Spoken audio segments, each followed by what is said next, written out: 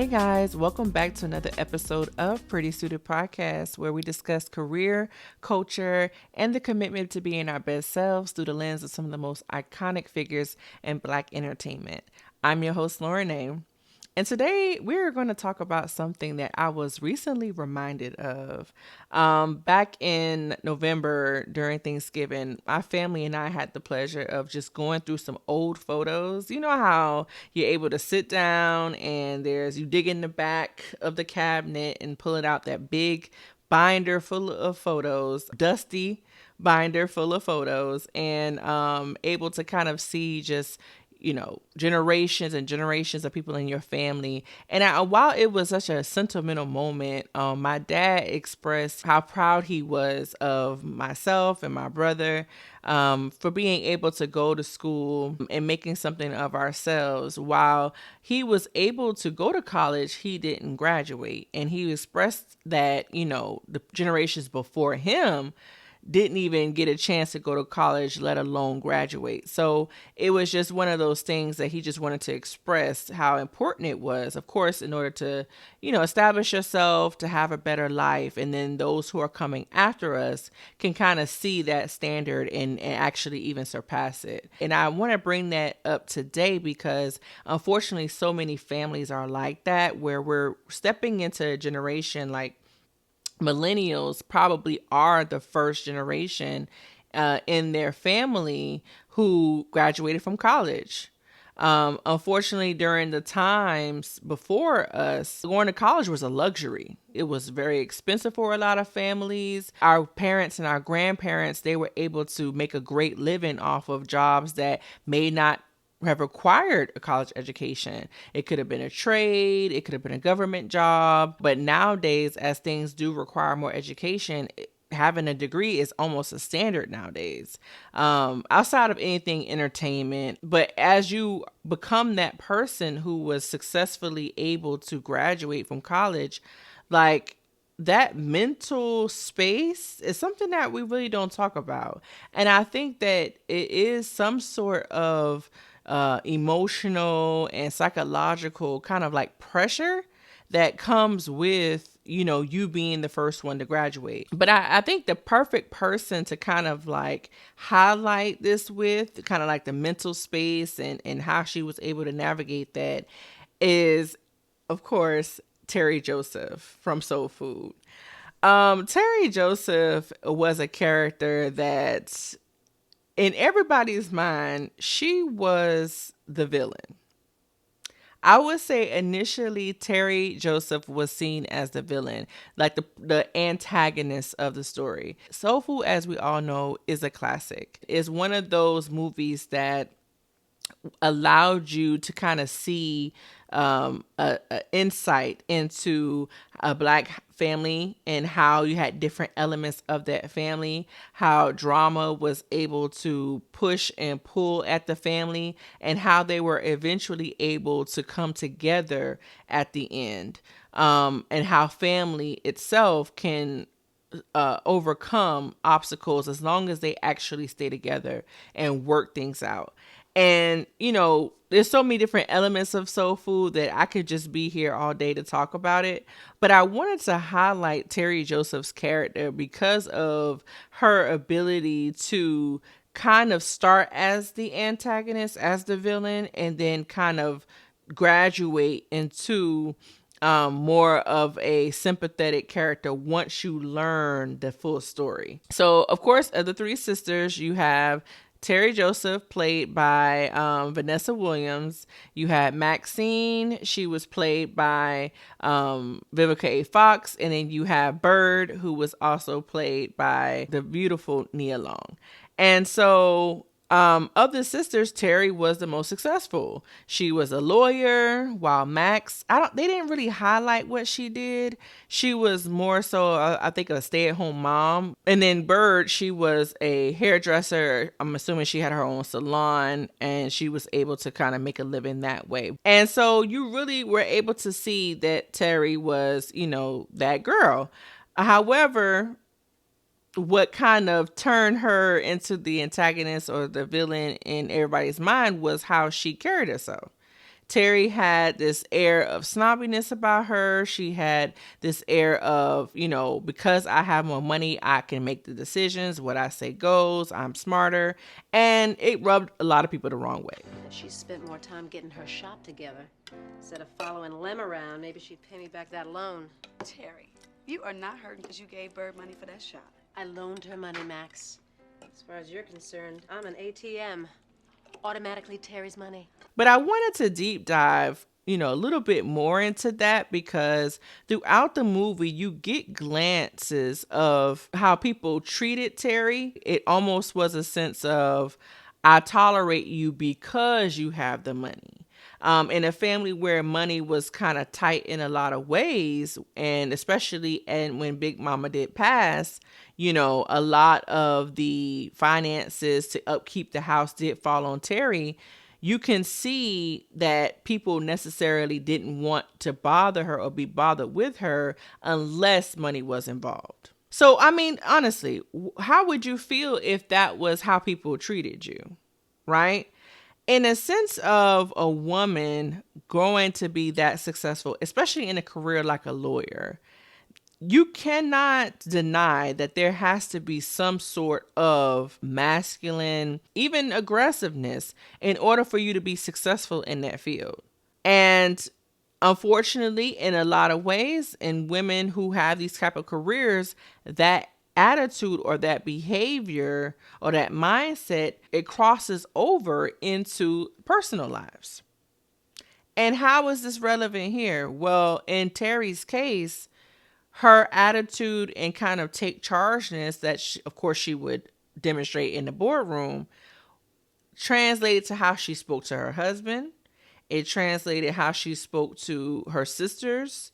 And it was one of those things that, I feel like she wore on her shoulder as like a badge of honor, but ultimately it led to a lot of the downfall, of the relationship with her family and her husband. I will say this, at the end of the day, Teri was still a woman. And I think a lot of times when you have that type of attitude of that assertiveness and that kind of alpha female mentality, people often forget that you are still a woman.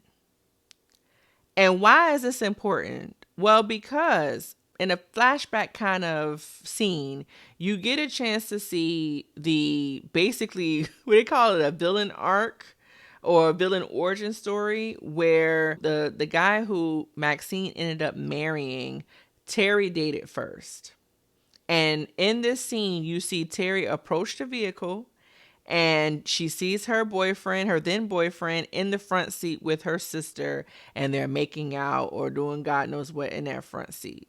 And she is shocked. She's knocking on the glass. She's hollering. She's talking about, get out the car. She's ready to fight. Like, if my sister was sleeping with my boyfriend, I would probably be pissed too.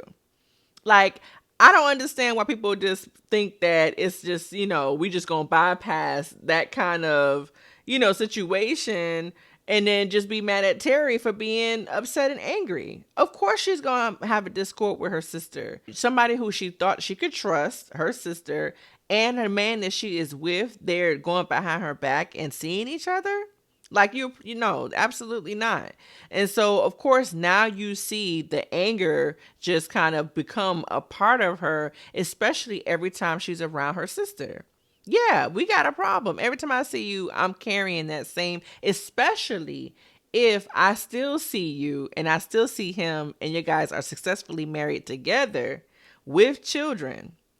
And I have to be reminded of that every Sunday when we have our Sunday dinner. And yeah, I think that that's messed up. I feel like anybody would have some kind of difficulty dealing with that if that was the case. Unless you completely apologize and kind of settled the score or, maybe moved on and found somebody better. And I think what exacerbated that piece too was Teri's relationship with her own husband. So again, going back to Miles was a lawyer. But Miles had aspirations to be in a singing group. Was the man talented? Sure. But when somebody who probably values security, you're somebody who values the ability to take care of themselves and the family, Teri didn't see that as a secure profession. And especially if, it's taken away from your ability to produce for the household. Because Miles said that he wanted to do it full time. Now, I'm going to pause here because Miles, I feel, did a lot of the things with music out of retaliation for her relationship with Teri. Was Teri the most loving? Maybe not. Based on all the things she had going on and the attitude and the family, the burden from the family, as well as her job. Was she the most affectionate? Probably not. Was she the most supportive of his career? Probably not. And may he have felt some kind of emasculation from who she was? Probably so. And so I think he, in return, said, hey, I'm going to do this full time because this is my dream, this is my goal, and I want to even get some kind of rise out of you when I tell you this, because I don't really see that you actually care about me for real. And I think a lot of people do that. I think a lot of relationships, this happens where the woman is more successful than the guy. And initially he may feel like, sure, I can deal with this. Absolutely. I'm secure in myself. I'm a lawyer too. I don't necessarily need for her to be, less than. I'm secure. This can work until it doesn't, right? Because again, if you're a type of woman who is in a male dominated field and you have to be a little bit more aggressive or sitting a little bit more in your masculine in order for you to be successful, how easy is that to turn off and not it carry over into your personal life? It's not that easy. And so the retaliation, of course, only infuriates Teri even more to be like, well, just do what you do. I don't really care. And so on and so forth. Instead of actually working it out with him, trying to find the root of why he's feeling this way, or even just be supportive as a wife. Did y'all need the money? Probably not. So why would it be such a big deal for him to go after his goals after he's become so successful as a lawyer?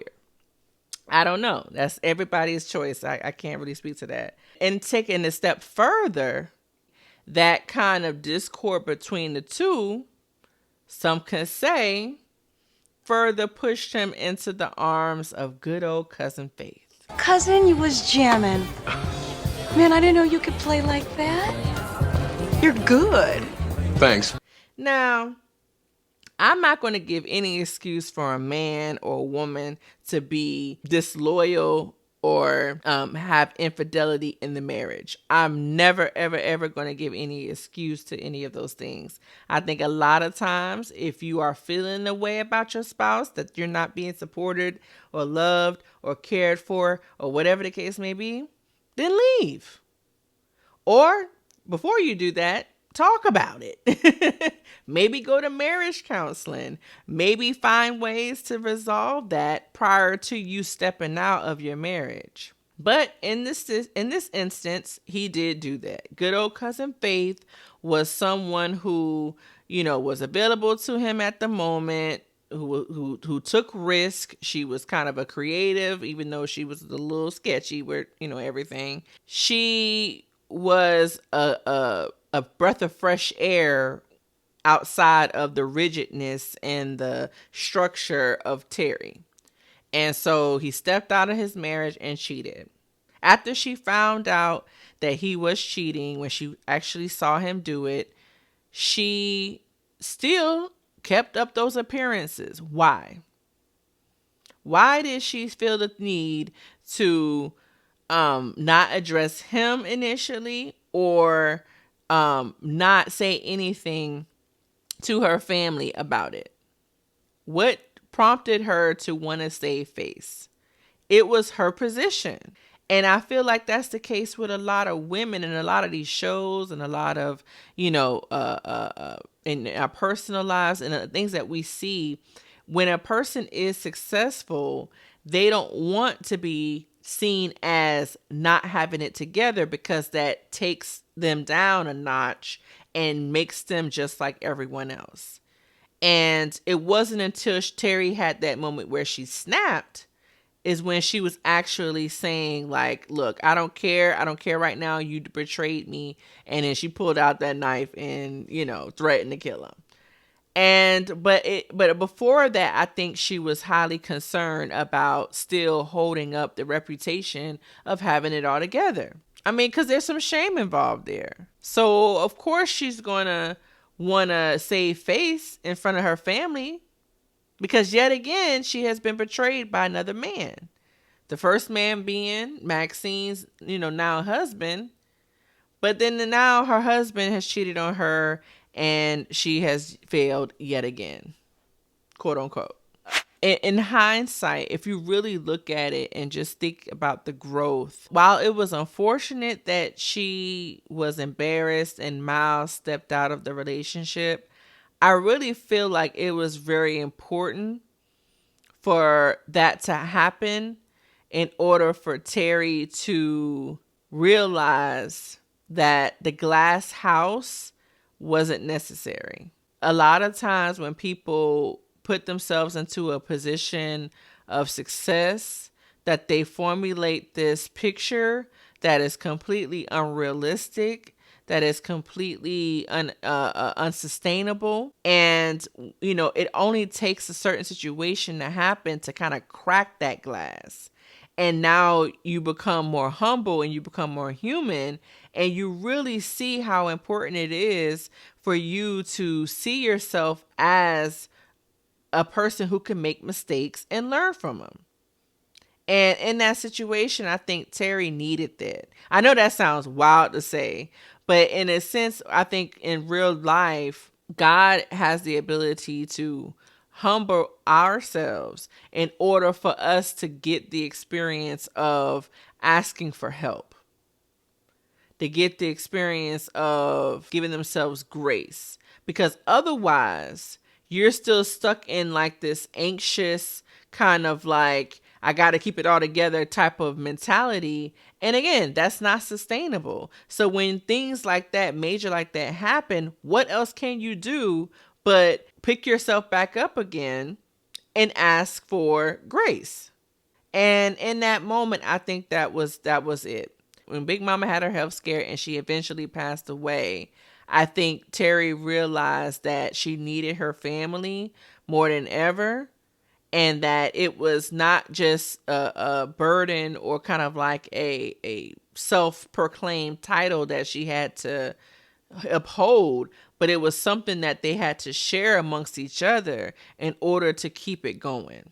So now let's get into our watch list of the week. So this week's watches of the week, we're going to talk about a show that just premiered today, actually. I saw it right after watching the game, and it features one of my favorite actors. Very good looking man. Goes by the name of Morris Chestnut, and the show is called Watson. So the show Watson is on CBS, and it's like House mixed with Sherlock Holmes mixed with Reasonable Doubt. It's like a few things going on in this show. And the point is that he's a doctor, but he's also kind of like a detective doctor, where you are able to find out what's going on with the patient, but there's like some, weird things going on. It's like a plot twist at the end. And it's almost like a detective, but it's a medical show. Anyway, it actually was pretty decent. The first episode came on tonight, and I wasn't expecting much, just because, unfortunately, while Morris Chestnut is good looking and a really good actor, his TV shows almost have a similar fate, where they focus real heavily on his looks as opposed to the actual plot and the character development. And a few episodes ago, I mentioned in the show Reasonable Doubt how he was able to have a little bit more range and how that was so important. And I feel like in this show, I really, really wanted them to do the same thing. Like, who is he as a person? Give him some range. Don't make him just so attractive the way you lose sight of what the character is actually doing. So I wanted to also highlight in this character, kind of similar to the topic of Teri, is of course, he has some kind of, intimate history with one of the medical directors, gorgeous, gorgeous woman.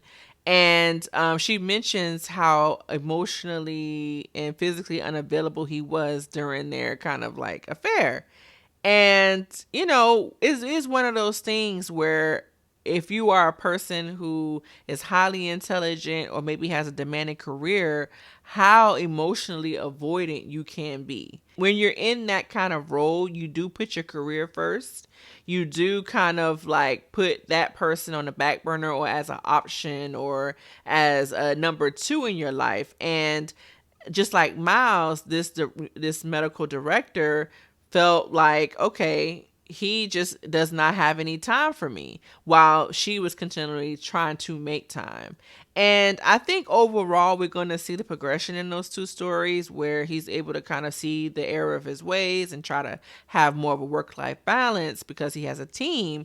But in a sense, that's a hard habit to kind of like let die. And so we'll see how this goes. Check that out. It's called Watson and it is on CBS. So now let's get into our tune of the week.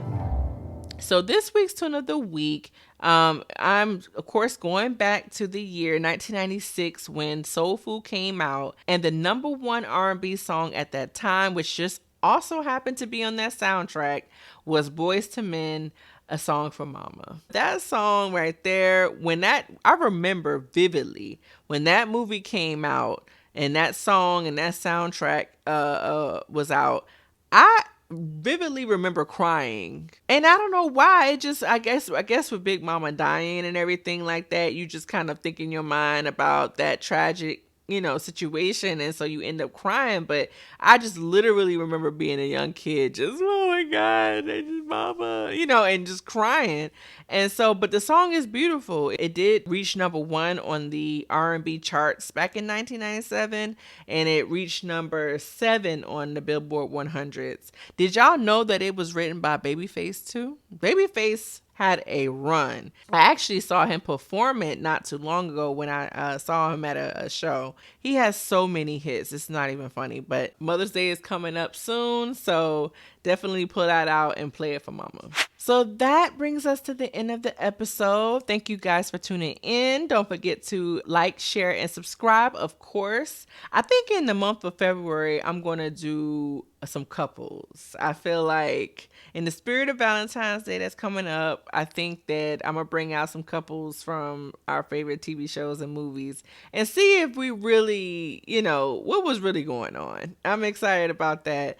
But yeah, so let me know in the comments if you want to hear about a particular character. Like always, you cannot manifest the life you feel like you don't deserve. So create the life that you want and look to the sky for grace. See you next time. Bye.